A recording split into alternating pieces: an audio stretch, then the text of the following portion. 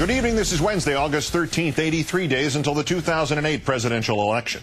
As war rages tonight in Georgia, Russia's invasion of that tiny U.S. ally is raising new questions, not just about the wisdom and the competence of John McCain's foreign policy, but also about the integrity and the ethics that shaped his position toward Russia. McCain's position may, in fact, have helped fuel this crisis. It certainly today left a foreign head of state making an extraordinary appeal for help from a capital virtually under siege and calling McCain out by name for not matching deeds to words. Our fifth story tonight, the price for McCain's foreign policy, possibly in this case a literal price. Did the nation of Georgia think it had bought John McCain? His rebuke at the hands of that nation's leader presently. First, today's new details about McCain's top foreign policy advisor.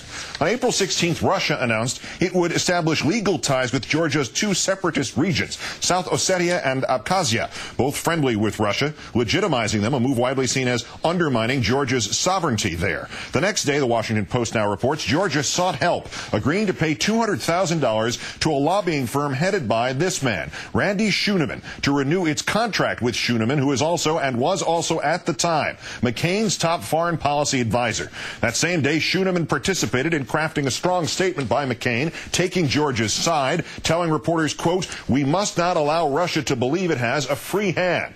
Did statements like that, purchased or not, give Georgian President Mikhail Saakashvili the confidence to launch his military offensive in South Ossetia last Thursday? Did it, in turn, become Russia's excuse for invading Georgia?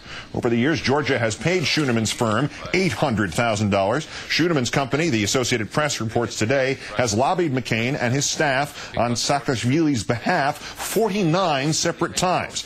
With his capital under siege today, Saakashvili spoke like a man left with only a receipt.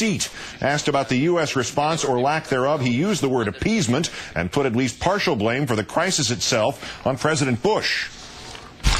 Well, frankly, some of the first statements from Washington were perceived by the Russians almost as a green light for doing this, because they were too soft. More startling by far, Saakashvili's criticism of McCain, arising unsolicited following his alarming account of what Georgians have found inscribed on Russian bombs.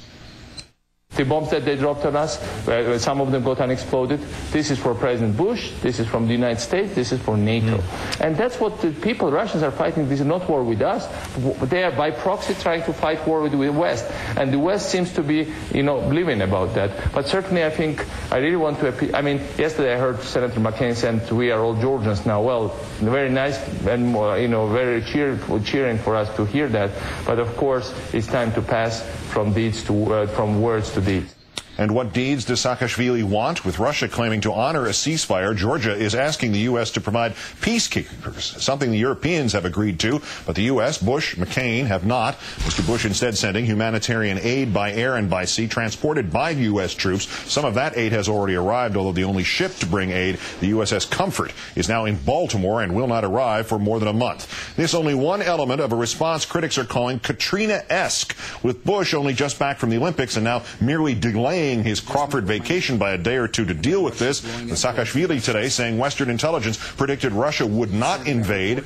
And with the Secretary of State, Condoleezza Rice, only today heading towards the region after continuing her vacation through the Russian invasion. The Obama campaign has also criticized McCain's response, specifically the belligerence of his recent rhetoric. Today, McCain responded that this is no time to politicize the matter, even when it was pointed out that he and his surrogate, Joe Lieberman, did exactly that just yesterday.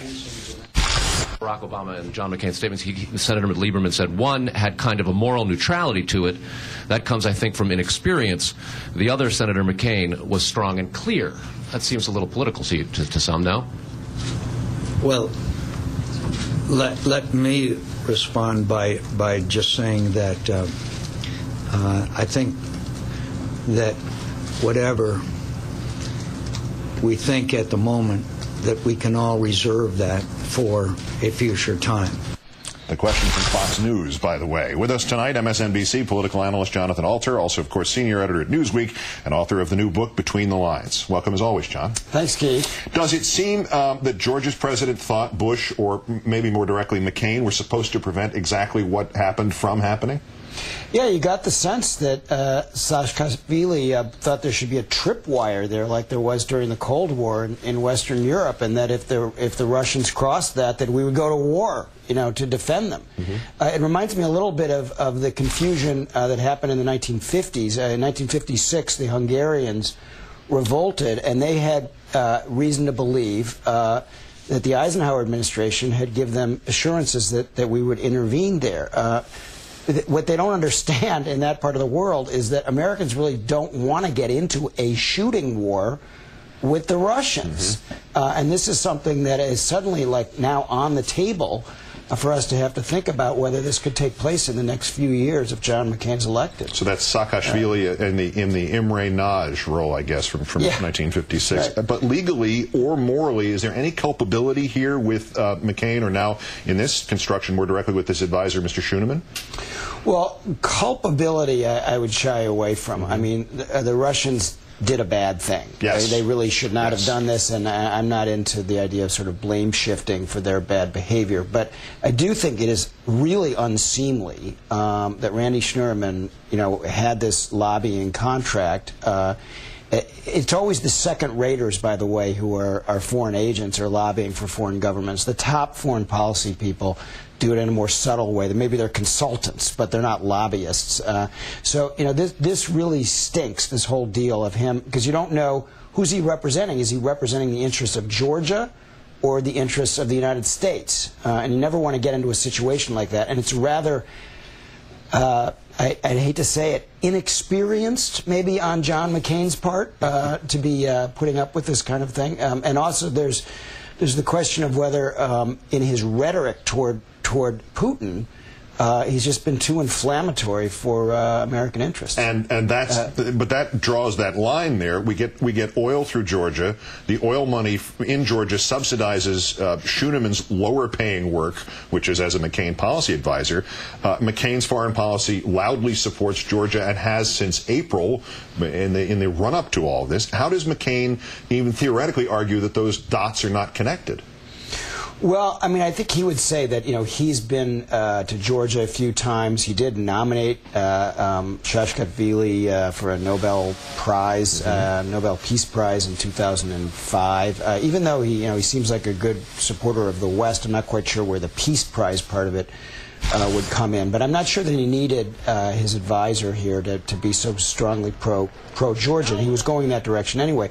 The question, though, is one of subtlety and moderation in one's approach to foreign policy. He's supposed to be the adult here, the mature foreign policy statesman. Those are the grounds on which he is asking us to elect him president. These are not well-tempered, measured remarks that he's been making. He should have taken a little bit of a leaf, I think, from the administration, which, despite some of its miscues, at least responded with the right tone to this crisis. Unless Senator McCain has his own army that he's not telling us about that he can send over to actually intervene personally right now rather than, say, in January. We're supposed to only have one president at a time, which is something he might have forgotten this week. I believe I heard him say that at some point. MSNBC political analyst Johnathon Alter, Between the Lines, is out now. It collects some of John's Newsweek work.